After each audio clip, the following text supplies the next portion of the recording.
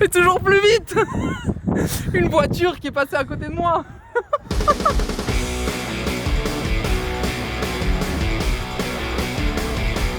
Bonjour à tous et bienvenue dans cette nouvelle vidéo, c'est l'épisode 3 de la série Time to Train, la série où on va à la rencontre de nos athlètes complexes. Le concept, un athlète pas professionnel, c'est moi, va à la rencontre de nos athlètes complexes, des athlètes professionnels pour partager une séance d'entraînement avec eux.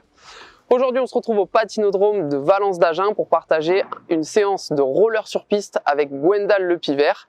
Alors, est-ce que je vais aller plus vite que lui sur un tour de piste? Vous le verrez dans cette vidéo.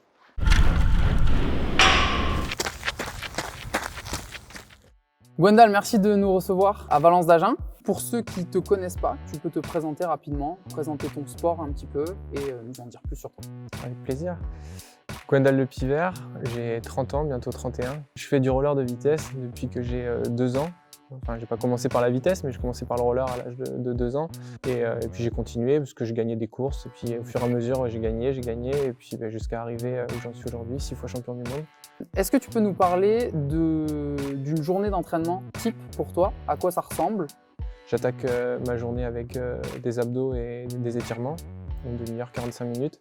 Ensuite, je pars sur le premier entraînement qui va durer entre 1h30 et 2h. Je rentre à la maison, je mange, sieste. Après, je repars à l'entraînement et après, retour à la maison, complexe. Et puis, avant d'aller me coucher. Et puis après. Donc la récupération, c'est une partie intégrante de ta journée. Ouais, complètement. C'est pas uniquement sur les jours off ou les jours on, c'est tous les jours. Tu es 6 fois champion du monde en équipe de France. Comment est-ce qu'on arrive en équipe de France dans ta discipline? On commence tout jeune déjà, et puis après il y a tous les paliers, comme dans tout sport, où on commence cadet, junior, senior. J'allais te demander, l'équipe de France, elle est composée de combien de personnes et comment est-ce que ces personnes-là sont sélectionnées? J'imagine comme au tennis, il y a les meilleurs qui sont pris ou comment il y a 2 étapes qui sont les championnats de France. Le championnat de France sur un circuit routier qui fait 300 mètres, 333 mètres minimum, et après une sélection sur un championnat de France piste qui fait 200 mètres. Piste et c'est un cumul des points en fait. Ok, j'allais dire c'est un sport assez niche, assez peu connu. Est-ce qu'aujourd'hui tu arrives à en vivre ou est-ce qu'il y a besoin de faire autre chose à côté? Ouais, c'est vraiment un sport mineur en France, hein. Faut pas se cacher et puis il faut pas avoir honte de ça. Ouais.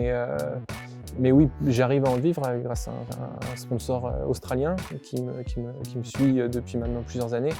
Et j'ai la chance de ça, mais on n'est pas beaucoup. Donc on ne peut pas dire qu'on peut vivre de ce sport en France. Ok. Quand les gens te demandent, quand tu dis aux gens je fais du roller de vitesse, c'est quoi la première question que les gens te posent? Ah, tu fais des freestyles. C'est un peu ça. C'est pas une question, mais c'est plus ah ouais, tu fais des 360, des trucs comme ça. Mais non, c'est différent. C'est deux sports qui sont complètement différents. On est dans la même entité au sein de la même fédération, mais ce sont deux sports complètement distincts. Ok, très bien. J'en ai fini avec mes questions. Est-ce que tu peux dire rapidement ce qu'on va faire aujourd'hui du coup? Parce que je pense que tu vas me rendre très intelligent sur des patins. on va apprendre les bases. On va essayer déjà de tenir sur des patins, parce que c'est pas des patins classiques. Ouais. C'est pas des patins qu'on voit chez Decathlon par exemple, ou non, c'est des patins de vitesse, donc qui sont beaucoup plus bas, de la taille d'une tennis presque. Donc il va falloir déjà apprendre à tenir sur les patins et appréhender la vitesse des roues, la hauteur des roues. Déjà ça, et puis apprendre à freiner, apprendre à partir, on va faire des petits trucs comme ça. Parfait, et on est parti pour un entraînement avec Gwendal Le Pivert.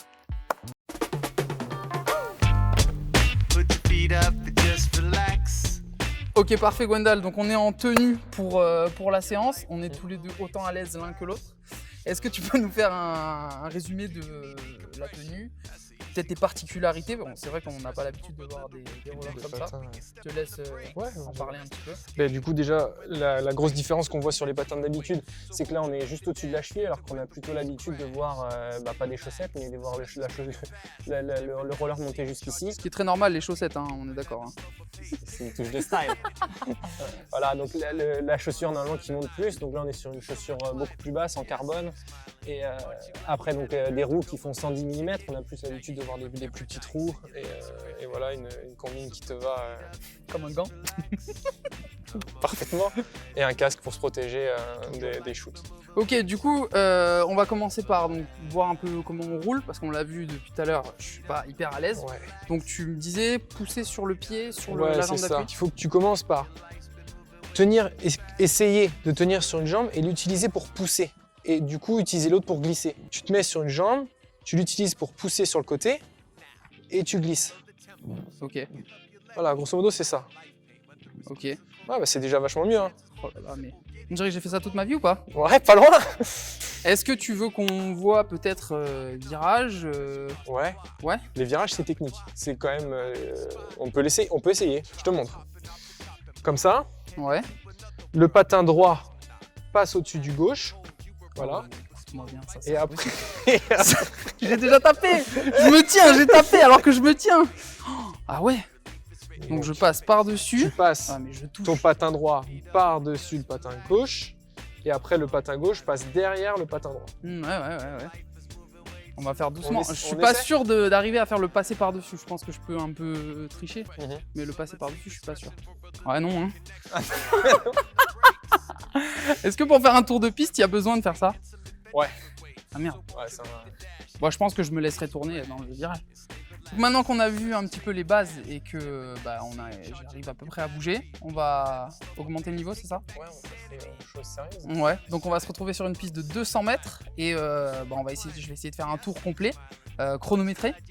Tu dirais que je peux le faire en combien de temps à peu près? Ouais, bah, si tu le fais sous les 30 secondes, c'est beau. À titre de comparaison, toi tu le fais en combien?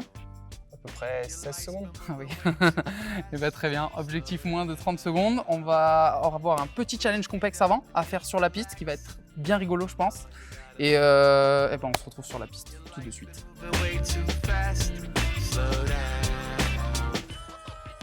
Donc Gwendal, on est à l'endroit des choses sérieuses du coup. Ouais. J'ai la pression qui a commencé à monter. On a pris les pistolets histoire d'échauffer un petit peu. Qu'est-ce que tu échauffes en priorité toi avant de te lancer? Toujours le bas du corps. Ouais. Parce que de toute façon, moi, c'est la seule partie en réalité qui compte pour le patinage. Et je commence par les cuisses et les mollets. Ok, très bien.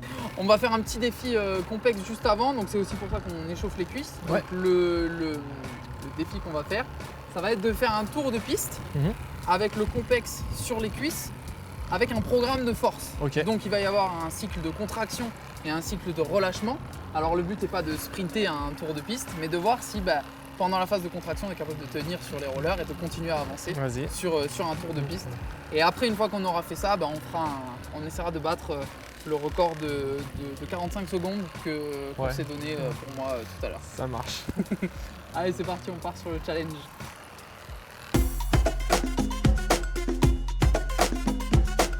Ok, on est parti. Parce que là, ça contracte pas. Oh, putain.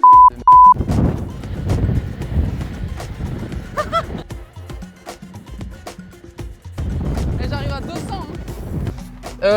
Du coup, est-ce que comment ça s'est passé? Toi, ça t'a pas trop embêté? Ouais, bah, c'est vrai que quand tu sens la contraction, il faut se préparer, il faut se Oui. mettre en position. On écoute bien le, Ouais, on écoute les bien le bips. bip, bip, bip.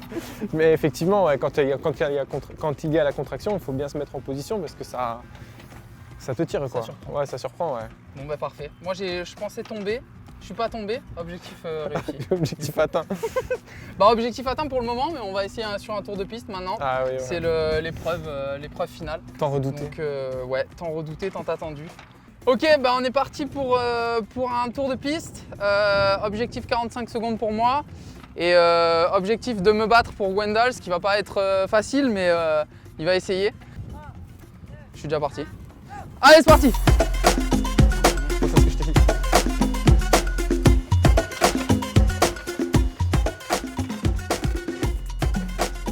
Oh, le virage!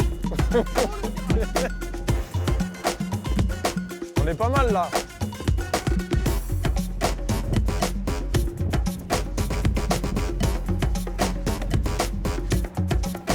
Ah, c'est pas mal là. Ouais, ça va. Ah putain, le virage! Ouais, tu laisses tomber si ça va trop vite. Voilà, laisse rouler.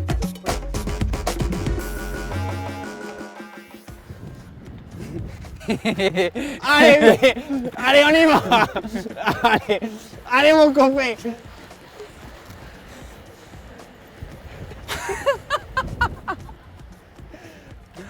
Oh là là! Ok Gwendal, donc on a fini, on a fait la séance, on a fait le tour de piste. Je suis pas tombé. Donc déjà c'est une petite victoire. Est-ce que tu peux donner un avis sur ma performance du jour? Pour un mec qui avait jamais fait de vitesse, pense qu'on pouvait pas s'attendre à beaucoup mieux, donc pour le coup, je pense que c'est honorable. Bon, bah parfait. Je voulais pas Si entendre je plus. voulais. Je voulais pas entendre plus, c'est parfait.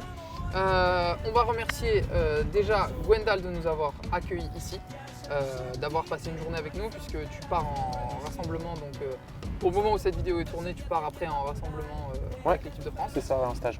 Donc merci déjà de nous avoir accordé une journée avec une banane sur des rollers. Donc Ouais. c'était déjà vachement cool. On dit merci à Bonk de nous avoir fourni, en tout cas de m'avoir fourni pour ce jour les tenues et les rollers. Le lien sera dans la description de leur site ou de leur compte Insta. On va vous mettre toutes les infos dans la description dans tous les cas. Et puis au moment où cette vidéo apparaît et où vous voyez cette vidéo, il y a un jeu concours sur le compte de Gwendal. On n'en dit pas plus, on ne dit pas ce que c'est à gagner. Il faut que vous alliez sur son compte pour voir. Pareil, le lien du compte sera dans la description. Donc voilà. Est-ce que tu veux rajouter un dernier truc? Non, bah pour le coup, c'était vraiment un plaisir de vous avoir reçu, de voir une banane sur, sur les rollers. Moi, j'en avais une sur le visage, en tout cas, ça m'a fait bien rigoler. Et non, c'était un plaisir, vraiment. Parfait. Eh bien écoutez, merci d'avoir suivi la vidéo. On espère pouvoir vous proposer de nouvelles vidéos avec de nouveaux athlètes et plein de sports différents dans les mois à venir. Donc restez connectés, continuez à nous suivre et passez une bonne journée et à très bientôt.